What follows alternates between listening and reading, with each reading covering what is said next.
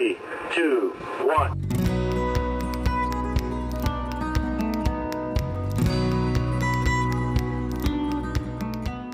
Hi, welcome back to Show Me Trucks. In this video, I break some big news to you guys on the Suburban and 67. The big reason I haven't putting out videos lately is because we're moving. So I'm in a mad rush to get the 51 Suburban rolling, 67 rolling. They need to get on trailers and get to Texas. And so, big ordeal. But I finally cleaned up. This is the 14 bolt that goes in the back of the four-wheel drive 67. I'm about to put some paint on it so I can throw it under the frame, get that thing rolling again. That'd be nice. This has been on the back burner for a long time. So I finally finished welding up all these shock mounts. It's cleaned up. I just used that Tractor Supply, paint.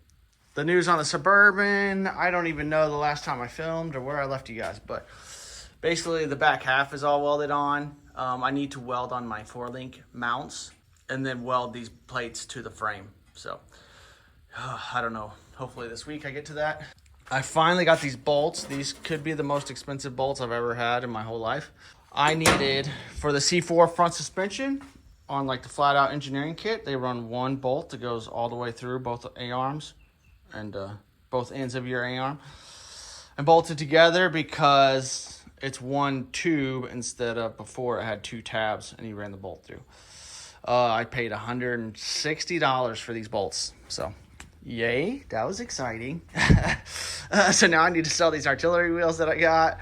I don't even know if I filmed those lately, but I picked up some 15-inch artilleries and I picked up a banjo steering wheel the other day because it was cheap and I was thinking about it, but I really don't like how big this horn button is. So I actually just posted that on eBay because I was like, the more I set it up, the more the Packard one looks a little smaller. It kind of has cooler banjo spokes.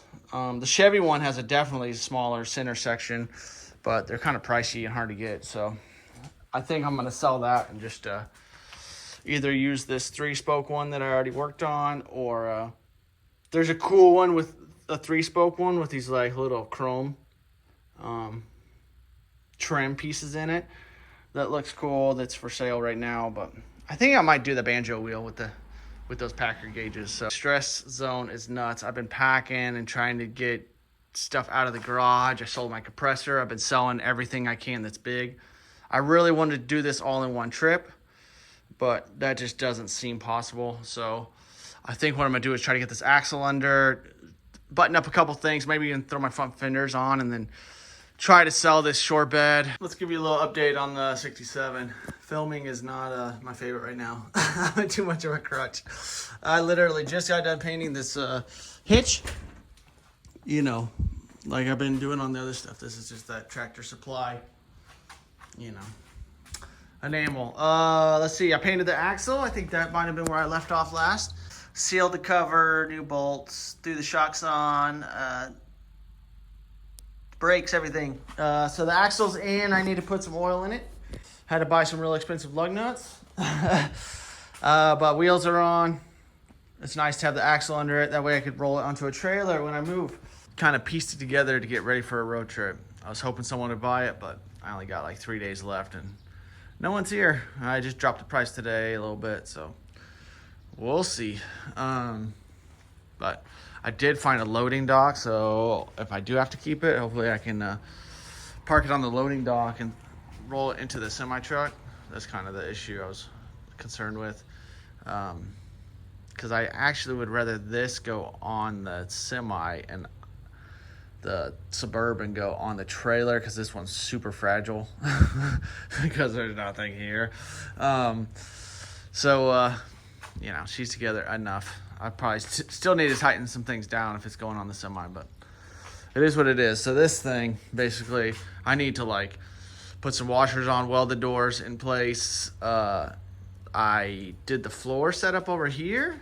If you hadn't seen, I basically flipped this door upside down, welded the holes shut, and it's just gonna have 4 bolts that run in to some little nutserts. This patch piece in the bottom, I got from something else. It wasn't right, but at least it's got the bead rolls for a little strength. My little riser, I welded the hole, if you don't remember.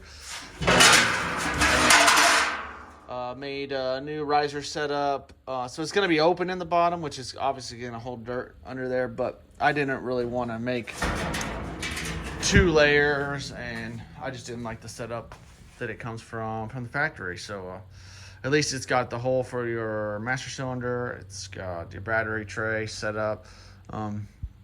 It's all going to have a ton of sound deadening, heat shield stuff on it also. But it's nice because I can set this all in place. It's all been measured off of the back.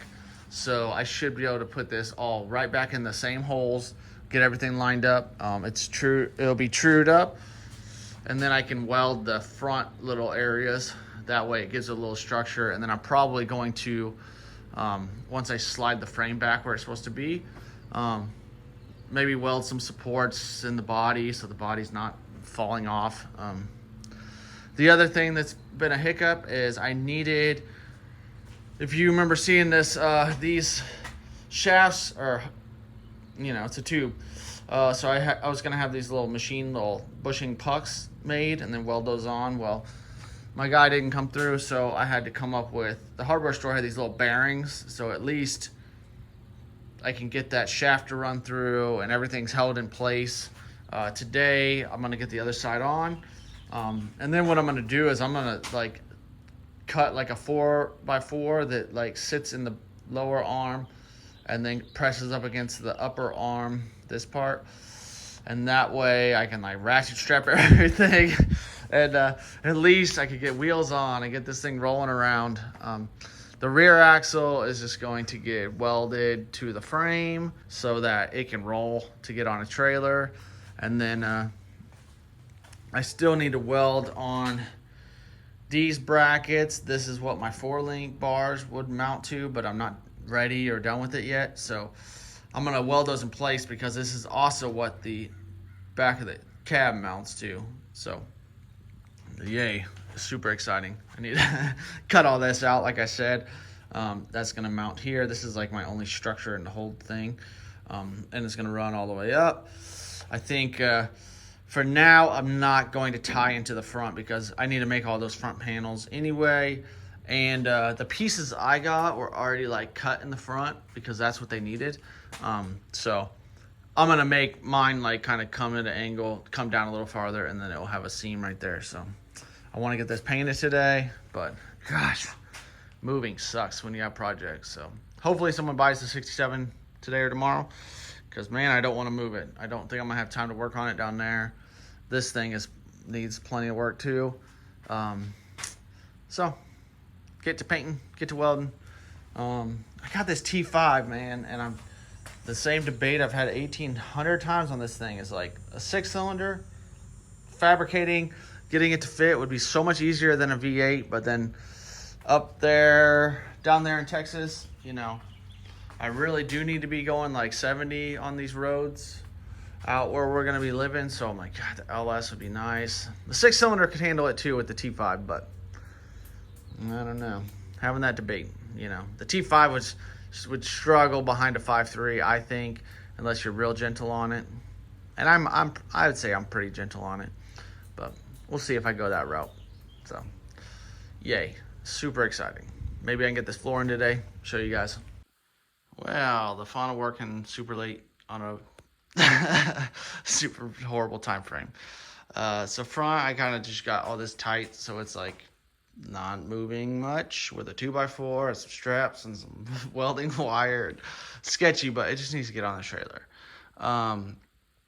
Then the cab was sitting sketchy, and I tried just moving it just gently, and it fell off my block. So again, not the end of the world. None of this is super horrible. It all has to get squared up later. So now I need to jack it all up and get it back on the frame. I kind of lowered the frame. That's why it had a lot of movement in it. So yippee. So now let's see if I can get it on the mounts. At least I got the mounts welded before this happened.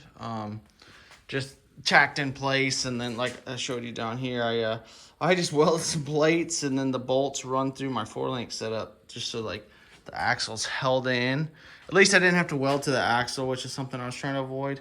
But yay, you know, it fell off back here, which is cool. At least it didn't damage my garage, because the house is already sold. So yay. Let's keep working on it. Hopefully this thing drives straight eventually.